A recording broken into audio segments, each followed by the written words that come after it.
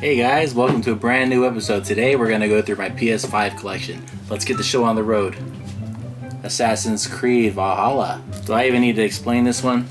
What can I say about this one, guys? It's Assassin's Creed, except this one you're playing as Eivor. He's a Viking raider and you're attempting to establish a new Viking clan in England. So you become embroiled in the centuries-old conflict between the Assassins Brotherhood, which is pretty cool in itself. Give this one a shot. This one was a lot of fun, has really great graphics, it looks really nice. Next up, we have Astronaut. Astronaut was a lot of fun. It's all in black and white. It's a new Metroidvania where you find lots of different power-ups and hidden secrets. You'll get to travel through all these different zones, fight a lot of different enemies, explore platforming areas, and even defeat big bosses that stand in your way. I highly recommend this one. I have this both on the PS5 and the Switch. Next up, we have Babylon's Fall. I actually didn't play this one. I bought it by how it looked on the cover off of Gamefly for like $5, $10 or something.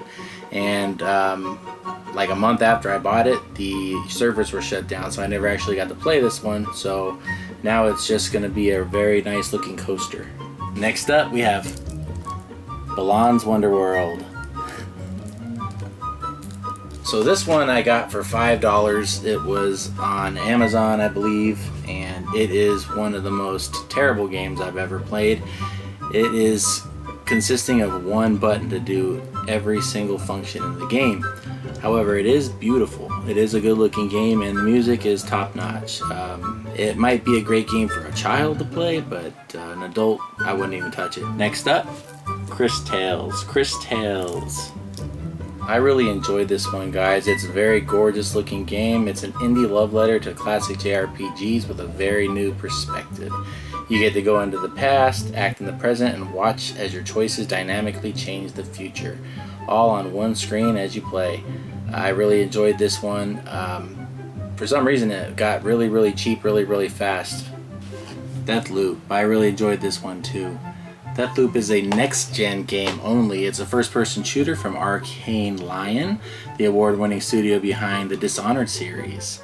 In Deathloop, two rival assassins are trapped in a mysterious time loop on the island of Black Reef, doomed to repeat the same day for eternity. Give this one a shot. It's really inexpensive now. It's $20 or less. Next up, we've got Dolmen. Dolmen was pretty good. I really enjoyed Dolmen. It is a terrifying new action RPG that combines very futuristic sci-fi and cosmic horror elements. Will your timeline be erased, or will you defeat your enemies to survive and fulfill your mission? This game had some really cool, gruesome bosses, and it has some pretty fun combat. It's pretty dynamic when you look at it. Next up, Elden Ring. Elden Ring is probably the best game ever created up to this point. In terms of gameplay, it is my favorite game on the PS5 by far. No comparison. It's an amazing game to play on the Steam Deck. It's an amazing game to play on PS4. Any single way you can play it, it's great. Just get your hands on it and give it a shot. If you're not a Soulsborne kind of person, you'll still like this. This game is amazing. Just play it, trust me. It's the best game in this whole lot of games. It's the best game. Next up, we've got Ghostwire Tokyo. This one was a lot of fun, guys. I really enjoyed this one. Although the combat did get a little repetitive, it is definitely a next-gen looking game. It's beautiful. There's some fun combat to be had. Playing it for a specific amount of time, you'll like it, but it could get a little bit repetitive. This game is also on Game Pass, so you can play it for free on Game Pass if you want to try it out, but I enjoyed it. Next up, we have God of War Ragnarok. Now, you guys all know God of War Ragnarok. I don't even need to explain this one, do I? The cool thing about this entry is that you get to actually use Atreus, and Atreus is a lot of fun to use.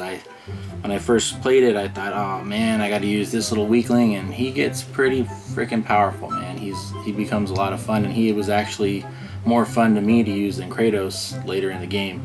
So I really enjoyed God of War as well. If you guys can, check out a short that we created for an Elden Ring review. It's all satire, it's funny, but it's It's like an old school wrestling promo. So give it a shot. You'll enjoy it. Trust me. Next up on the list we have Gotham Knights. Now I haven't played this one yet. I heard that they created some patches and the game runs a lot better. From a few of my friends, they tell me that it's running pretty good. It's not going to be a 10 out of 10 game or even a 9. It could be an 8 or a 7. It's supposedly okay. It's not the greatest game, but hey, if you like the Arkham series, you'll probably like this.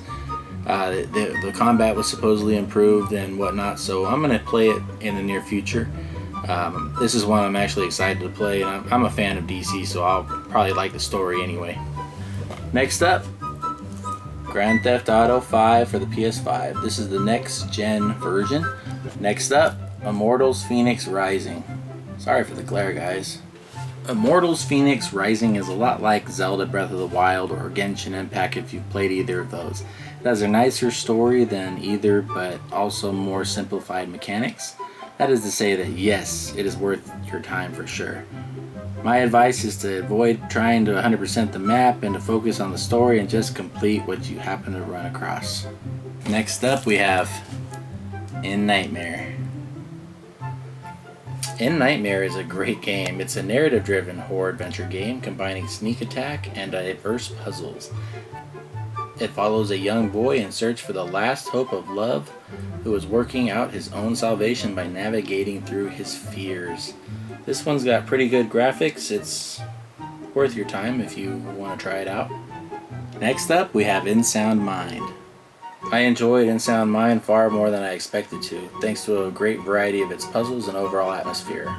While the final revelations didn't blow me away, they did bring a wry smile to my face. In Sound Mind is one of my favorite indie horror games of the past few years and is highly recommended by me if you're a fan of the genre. Iron Harvest. Iron Harvest is a good game. I bought it for the single player campaign, and about 10 hours into the game I thought it was a great game overall. The story is cool, mech units, heroes with special abilities are all awesome. This is definitely one of the more unique RTS games that came out in a long time, but this game is no StarCraft by any means. The game does lack depth and complexity of the best RTS games. Next up, Kenna Bridge of Spirits. Kenna Bridge of Spirits is a fun game. It is reminiscent of a Pixar movie. It's got great combat. It's a lot of fun. And I believe this one was free back in December with PlayStation Plus. If you haven't played it, give it a shot. I highly recommend it. I had a lot of fun with it. It's one of my favorite PS5 games. Next up, King of Fighters 15. What more can I say about King of Fighters, guys? It has a robust set of characters. They are fast, fluid. The gameplay is fun. It is one of the best looking fighters on the PS5. I can't recommend this game enough. If you haven't played it, give it a shot. You won't be disappointed. Next up, I've got Lake. Lake is a casual, explorative, and chilled narrative-driven game where you get to immerse yourself in the quaint charms of Providence Oaks. The game features simple controls, wonderful performances, and likely the most relaxing game you'll play this entire year. The game is visually lovely and everything feels so simple and unproblematic when playing it. It's strange because I say this because Lake also has a fantastic ability to encapsulate and evoke emotion almost immediately. Next up, Spider-Man Miles Morales.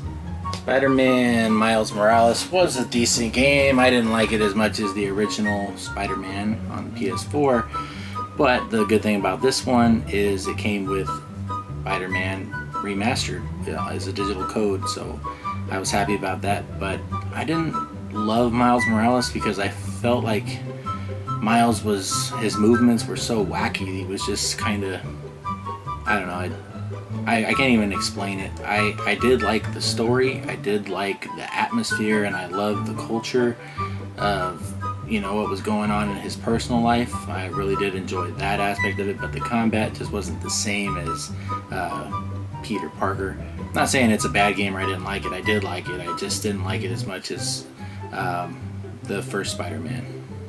Next up, we have Hired Gun.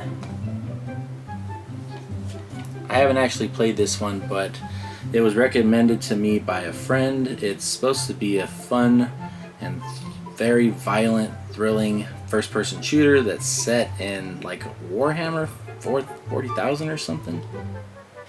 In this game, you become the ultimate hired gun. You get to navigate an ocean of crime and corruption in an indie, fast-paced, violent, and thrilling first-person shooter set in the darkest reaches of Warhammer 40,000's most infamous Hive City. Like I said, I haven't played this one yet, but I'm looking forward to it. It was recommended to me by another friend on YouTube, so I'm pretty excited about this one.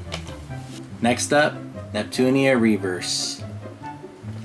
Neptunia Reverse. I haven't actually played this one, but this is a remake of one of the PlayStation 3 games, so I'm looking forward to playing it with modern graphics and better controls.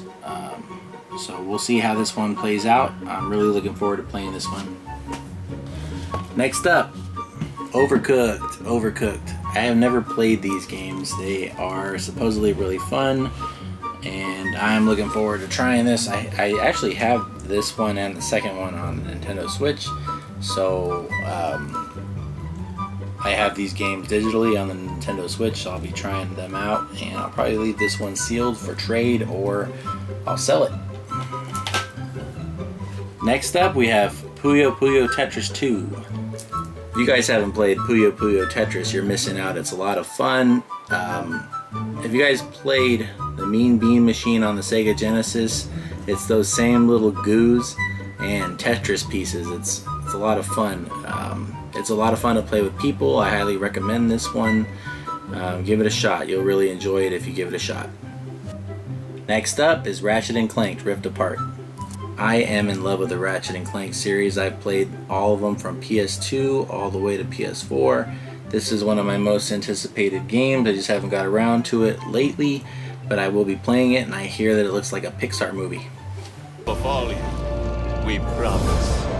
Dr. Nefarious, this is the part where you lose. Ratchet, the Dimensionator. Dr. Nefarious just crowned himself Emperor of this dimension. We've got to get him and us out of here. But without the Dimensionator... I think we have to build a new one.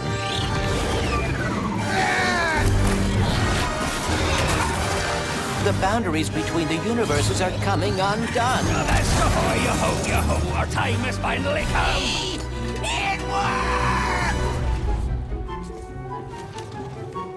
Wow, another Lombax.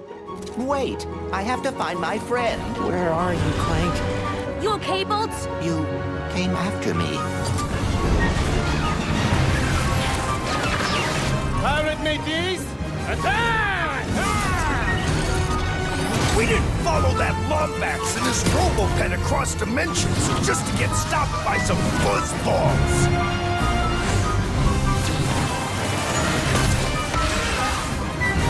Give it up for our hero! Next up, we have Resident Evil Village. The book. Resident Evil Village is a game that I haven't played much of. I play it on my Steam Deck when I get a minute. I got it in a humble bundled deal with every Resident Evil game from 1 to Resident Evil Village like 6 months ago. So I just haven't played it very much, but from what I have played, I do like it.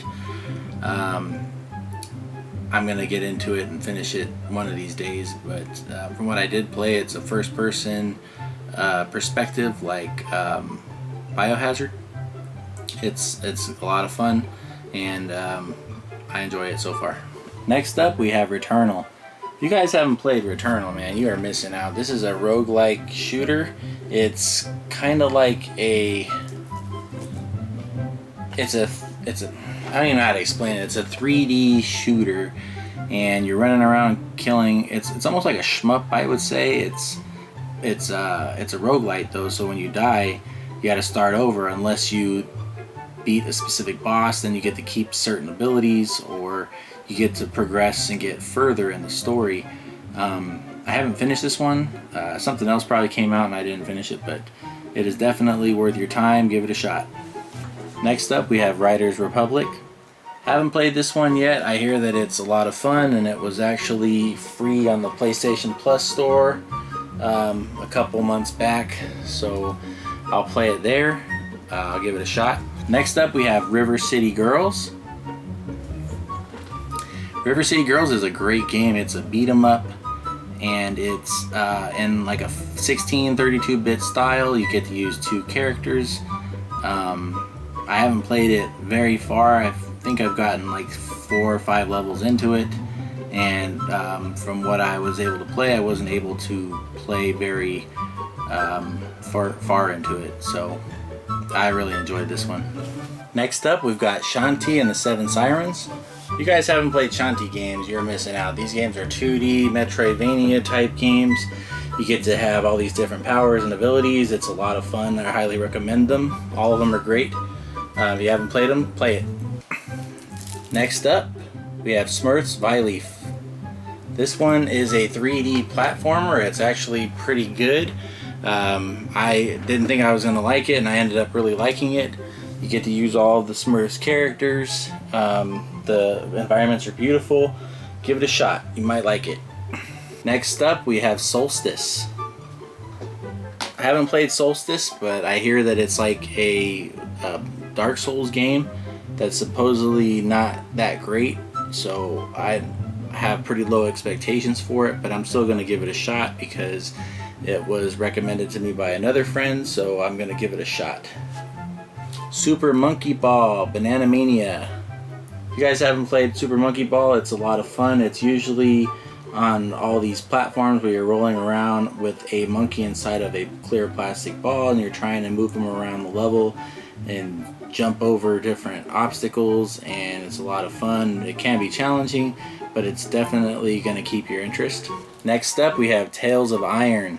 This game is actually free on the PlayStation Plus store, I believe, right now. It's a lot of fun. It's a Souls-like game in a 2D style with rats of all things, and it's actually a pretty good game. Next up, we have Tales of Arise. This is the greatest Tales game that there is. I really love this game. It's beautiful. The graphics are great. The combat is fun. You get to use all these different characters. This is probably my favorite RPG on the PS5. If you haven't played it, give it a shot. Next up, we have Tormented Souls. I haven't played this one yet, but I have a friend that's played it, and he seems to love it. He says that it is inspired from the Resident Evil games, and it's got, you know, pretty good graphics for what it is. It's an indie title, so it's not gonna look amazing, but it is fun for what it is, and he told me that it was really good, so I wanted to try it out. This is Valkyrie Elysium. This isn't actually my game. I traded it with the other half of the No Niche Nerds, Ryan. He has my game, which is Demon Souls. And if you're interested in seeing this game, we did a gameplay of it on this channel, so you can check it out. It's a okay game. I'd say it was a 6 or 7 out of 10. Next up, we have Vampire Masquerade Swan Song. I have not played this. I hear that it is a horrible game, and I don't even know what kind of game it is, to be honest with you guys. I'm not gonna lie. I just heard that it was an absolutely horrible game, but I did like the vampire game on PC from 15 years ago, so I wanted to add this to the collection for the second game that's going to come out in the near future. We have World War I Verdun. Never played this, don't even know what it is. I think I got it on GameFly for $10. And if a game is $10 or less, I'm probably going to end up buying it. But the graphics look good on the box. It's a first-person shooter in World War I, so it can't be too bad. But I haven't played it to tell you if it's great or not. Next up, I have Watch Dogs Legion. Sorry for the glare, guys. Watch Dogs Legions is a fun game, guys. This one is pretty cool. I like the look of London, the water features, everything looks really good. The graphics on this one is a lot of fun. The combat is fun. Overall, I really enjoyed this game, and you can get this game really, really cheap for like $10 or less. Next up, we have Eurokill.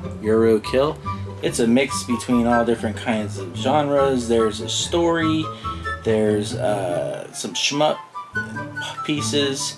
It's got lots of different genres in the game. It is a beautiful looking game. I have this one on the Switch, so I'll leave this one sealed because I played the one on Switch first. I really enjoyed it. Last up, I have this Ease Lacrimosa of Donna. This is the collector's edition, and it will remain sealed because this is one of my favorite games on the PS4, and now I have it on the PS5. I want to get the PS4 version and the Switch version as well, just because I really enjoy this game. If you haven't played it, it is a hack and slash RPG. It's fast paced, it's got a lot of characters, a lot of different dynamics to it. It's one of my favorite games on PlayStation 4. I really enjoy it. If you guys haven't played it, give it a shot. Well guys, that's all the physical games I have with me right now. I have about 10 more maybe or so in my unopened boxes for the unboxing videos. I have about 60 packages left to unopen. If you guys can, like and subscribe, we'd really appreciate it. We're trying to become the biggest YouTubers that the world has ever seen. Bigger than Mr. Beast. Just kidding. Not as big as Mr. Beast, but close. We really appreciate you guys watching.